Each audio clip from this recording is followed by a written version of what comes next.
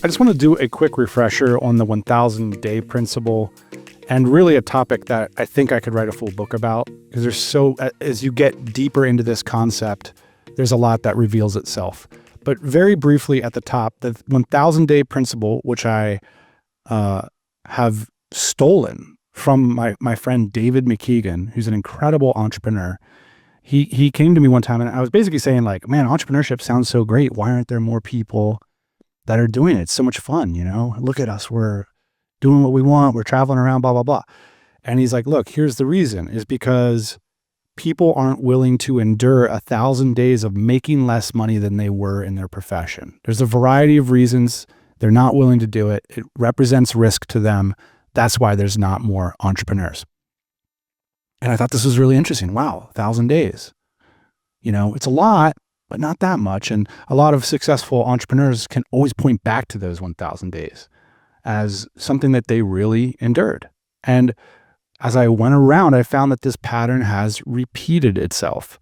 And so what does the first, say, year, 1,000 days is about 3 years. So what does the first year look like? It typically is going to look like a race to getting your product or service out the door as quickly as possible, your MVP, as they say. And the worst thing you can do typically, if you're undercapitalized and you're taking on a risk, like digging into savings or quitting a job, is to build a product that requires a lot of money.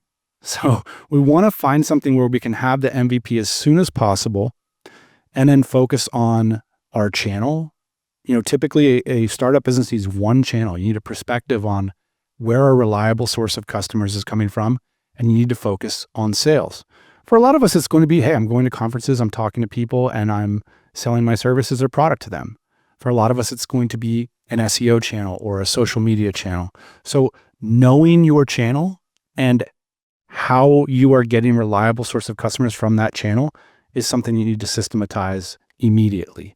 For us in the very early days, it was simply our rankings on Google, keyword clicks and intention, and the funnel on our e-commerce site. It doesn't matter how good the product is, the business does not exist if it isn't for that channel. So that first year of the 1,000-day principle, digging into savings, quitting our jobs, we're freaking out a little bit. We can start to de-risk it by understanding the channel. How many people are coming through? How valuable are they? How well are they converting? And how fast are they paying? That's year one. Year two is typically going to be, now we're taking another step back financially because we're getting progress. Now we have to hire to fulfill, right? We need customer service people. We need product people. So again, this is what everybody talks about in entrepreneurship. Year two of the 1,000-day principle is when you're paying other people more than you're paying yourself. Now, the important thing to think about when you're doing this is it's tempting to hire for sales and marketing at this point. Like if I just hired a social person, if I just hired this, they're going to grow the business. 9 times out of 10, the people that you hire at this phase in a business will not grow your business. So what does that mean? That means that they need to be delivering the value proposition and you need to be growing the service. Now, I'd love for this to be different. I've always looked for exceptions to this, but it just seems like 9 times out of 10, that responsibility is on the founder still. So keep that in mind when you're hiring. I think this is why the 1,000-day principle resonates with so many founders, because like every year it's like, oh, another thing. I can't magically hire an Instagram person and they're going to blow up my business. Like, yeah, no, because you actually don't have enough capital to hire somebody who's actually effective at that. Because if you trust what I said in the first year, which is the channel is everything, people who understand these channels, they're not going to work for you, right? They're going to go out and have their own business. Or is it just doesn't seem to work? You tell me if you've made it work, because I'm still looking. Okay, year number 3. Through this whole 1,000 days, by the way, a lot of the people around you, especially if they have jobs, they're not necessarily supportive of this whole process. And maybe this is changing. Entrepreneurship's getting more popular, but keep in mind that like looking for validation from your social network that aren't weirdo entrepreneurs is usually a fruitless task.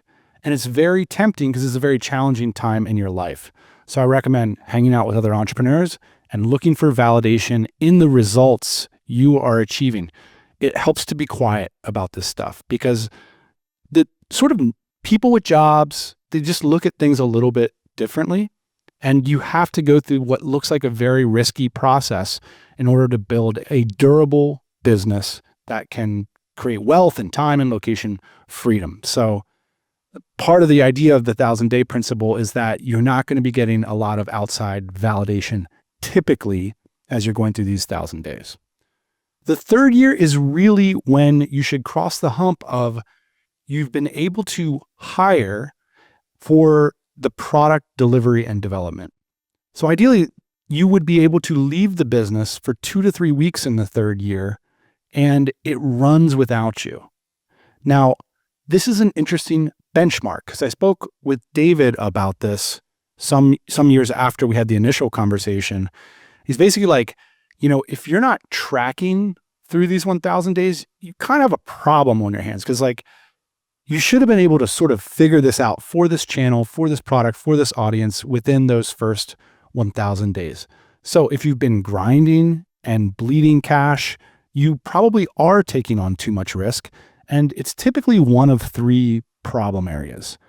The first would be that you just haven't found a reliable way to acquire customers. And so you've been spending those 1,000 days doing other stuff, maybe developing the next good idea. But what we want to find is the channels and the reliable sources of customers.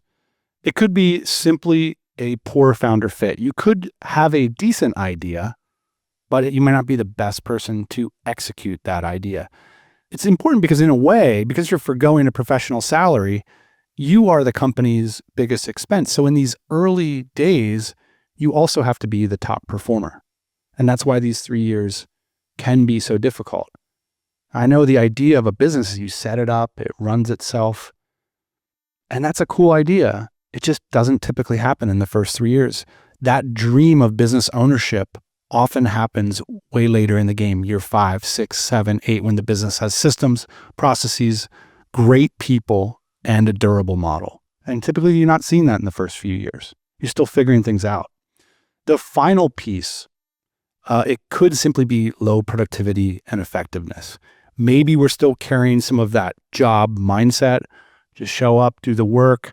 A lot of what the 1,000-day principle is trying to express and trying to commiserate in the community of entrepreneurs is that sometimes we look back on it and we're like, wow, I can't believe so much got done. It's really about time compression. Like we're taking a season of our lives and we're producing maybe way more than we've ever produced before in terms of our output, in terms of our decision-making, in terms of total amount of hours spent focused on one small problem in the universe. So perhaps a shift to finding a way to be more productive and effective.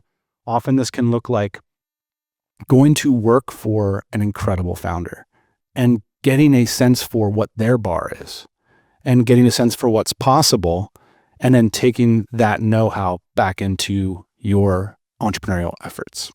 So that's it, the 1,000-day principle. It's a simple pattern. It's a simple benchmark. Because of the way business works, for whatever reason, it's out there in the universe. You would typically make less on your own business in the first 3 years than you would working a professional job. Not always the case. I hope for you that you will be the exception.